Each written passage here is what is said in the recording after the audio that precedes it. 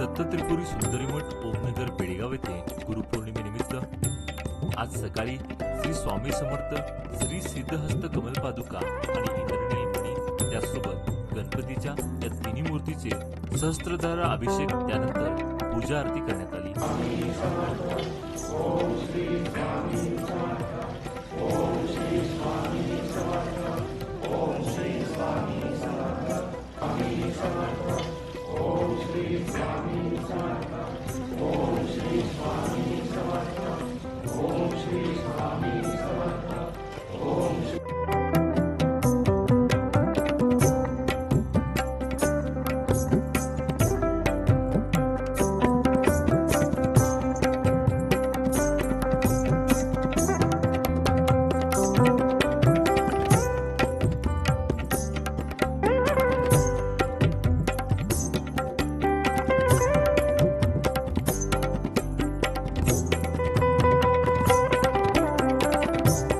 दुपारी तीर्थप्रसादाचे वाटप करण्यात आले।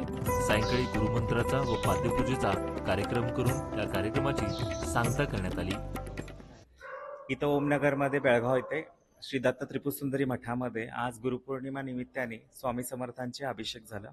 श्री सिद्ध हस्तकमल पादुका आणि इंद्रनील मणी आणि गणपती हा तिन्ही वस्तूंचा स्वामींचा सहस्त्रधारा अभिषेक झाला।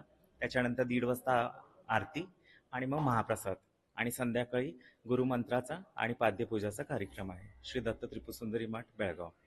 नमस्कार। आज इथे ओमनगरमध्ये श्री दत्त त्रिपुरसुंदरी मठामध्ये मुंबई, पुणा, कोल्हापूर, सांगली वेगवेगळ्या गावातनं मांगूर सगळे भाविक येऊन स्वामींचं दर्शन घेतले, अभिषेक केले, महाप्रसाद घेऊन आता संध्याकाळी गुरुमंत्राचा कार्यक्रम आहे आणि पाद्यपूजेचा कार्यक्रम करून मग ते आपल्या आपल्या गावाला जाणार।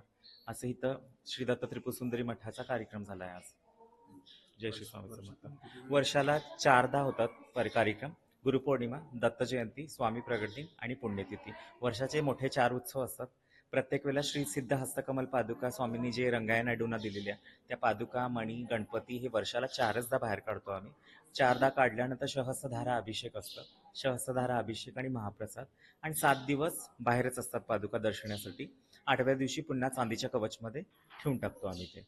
गुरुपौर्णिमेनिमित्त बेळगावसह मुंबई, पुणे, सांगली, कोल्हापूर इथून मोठ्या प्रमाणात स्वामींचं दर्शन घेण्यासाठी भक्त दाखल झाले होते।